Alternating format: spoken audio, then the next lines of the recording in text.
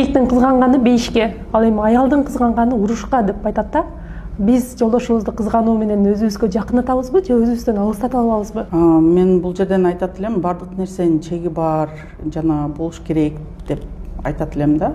Эркектин дагы кызганычында, аялдын дагы кызганычындачы. Бирок жалпы алып көрсөк, кызганыч бул адам өзүнүн баалоосу төмөн экенин көрсөткүчү да, кызганыч.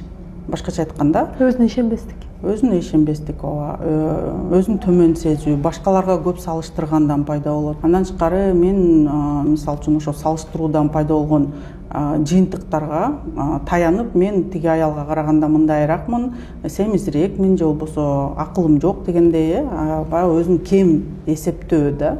Ошонун негизинде анан кызганыч пайда болот. Башкача айтканда, бардыгы чеги менен болсо нормалдуу, бирок чегинен ашса, эркектин кызганычы деле аялдын да кызганычы өтө оор баягы жыйынтыктарга алып келет. Эркектердин кызганычы жөнүндө айта кетсем, өкүнүчтүүсү эркектер мен кызганышым керек деп эле, бирок бул нерсени баягы бул сезимдин өзү эркекке эмнеге берилгенин көбү баягы эстен чыгарып коет окшойт да. Анткени көбү аялын уур токмокко алып, кызганып, ага күчүн чыгарат да. Кызганыч деген коргоо деген сөз да. Сен ошол аялыңды, ошол башка бир эркектерден коргошуң керек деген нерсе да.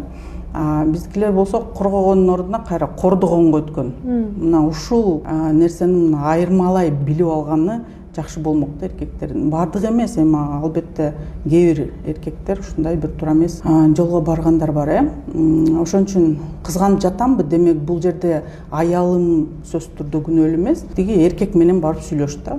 Кызганычың кимге багытталган, ошону аныкта. Сен аялың кызганып атасың, кимден? Многу адамдан. Демек ошол адам менен чечиш да.